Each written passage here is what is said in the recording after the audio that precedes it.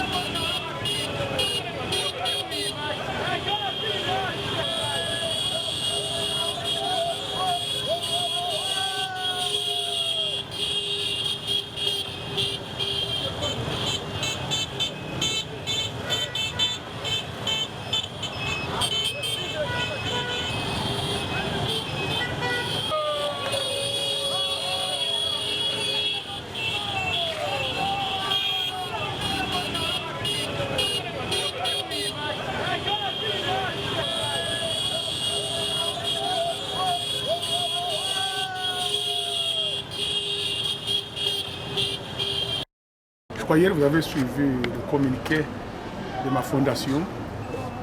En tant que député, j'ai voulu échanger avec les motards. Vous savez, je suis un entrepreneur, un député de développement. J'avais promis à rencontrer plusieurs corporations de métiers. Donc, c'est-à-dire, on va voir les menuisiers, les agriculteurs, on a vu les motards. Vous savez, quel est le problème des motards aujourd'hui?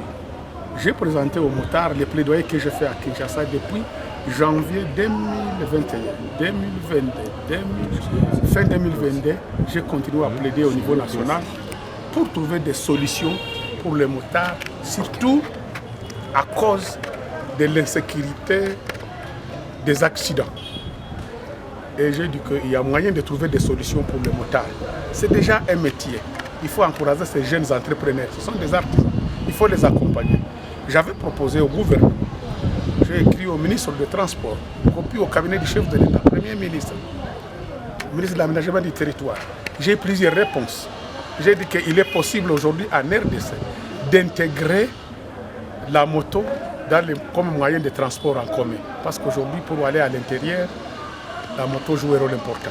Mais j'avais aussi proposé qu'au niveau des centres-villes, sur les grandes artères, il est impossible d'accepter que la moto circule vac avec les véhicules, voitures ou bis. Et c'est pour cette raison que j'avais proposé à Kinshasa. Est-ce qu'on ne peut pas réfléchir à créer une bande dédiée uniquement aux motards, comme on le fait ailleurs? Les moyens en transport en commun, on les dédie un passage uniquement pour eux. On a vu que peut-être ça pouvait aussi être difficile. Vous savez, les grandes villes, comme j'ai expliqué aux motards, vous allez en Europe aujourd'hui, même les grandes artères ne sont plus utilisées pour les voitures, pour les véhicules. C'est maintenant pour les piétons. On devrait prendre le boulevard du 30 juin pour les piétons uniquement. Vous arrêtez à côté, dans un garage, dans un parking, et vous marchez à pied, parce que c'est le centre-ville. C'est la même chose, quitter la frontière jusqu'au niveau du parquet. Ça va arriver un jour, dans 20 à 30 ans. Cet endroit doit être réservé uniquement à l'avenir pour les piétons. Donc vous avez une voiture, vous vous arrêtez dans un parking sous-sol et vous commencez à marcher à pied. Mais en attendant qu'on arrive à ça, les taxis peuvent passer. Et moi j'ai dit aux motards, il faut écouter les autorités provinciales. L'initiative qui a été prise par les autorités provinciales est à accompagner et à soutenir. J'étais le premier à les proposer pour dire, pour éviter les accidents, il faut réglementer sur les artères principales. Mais il faut aussi trouver la solution pour les motards. C'est-à-dire que les motards peuvent avoir leur parking, à supposer au niveau de la DGI, mais il faut arriver un jour à réfléchir comment les gens là peuvent traverser uniquement le traversé. Ils quittent les droits donc DGI, ils traversent pour aller à Mbaké, sans même descendre vers Sénélac, sans aller vers Tembe, la banque, vers Kotecha. Non.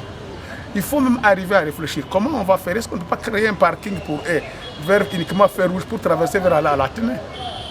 Comment on va réfléchir pour qu'ils arrivent à la botte? Comment réfléchir vers ce qui connaît bien Nyawera, vers le bureau INC, Mamakinja, l'église de Philadelphie? Si vous voulez amener quelqu'un à Mohumba, comment vous allez faire? Il faut réfléchir. Il ne faut pas fermer la porte. Je dis, les motards doivent accompagner le gouverneur et le gouverneur doit les accompagner.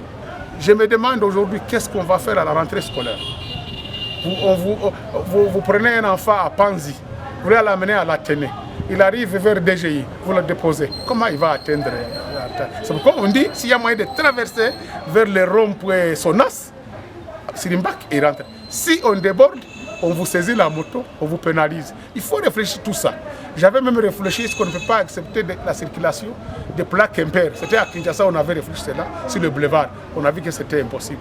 Aujourd'hui, les motos payent à Kinshasa 500 francs par jour à Kinshasa. Ici, en province, je crois qu'on est dans les 250 ou 300. Tout ça, il faut que ça soit dans un guichet unique. Et ce guichet-là va permettre à réhabiliter les petits tronçons de route pour permettre à ces motards aussi de faire leurs affaires dans un bon climat.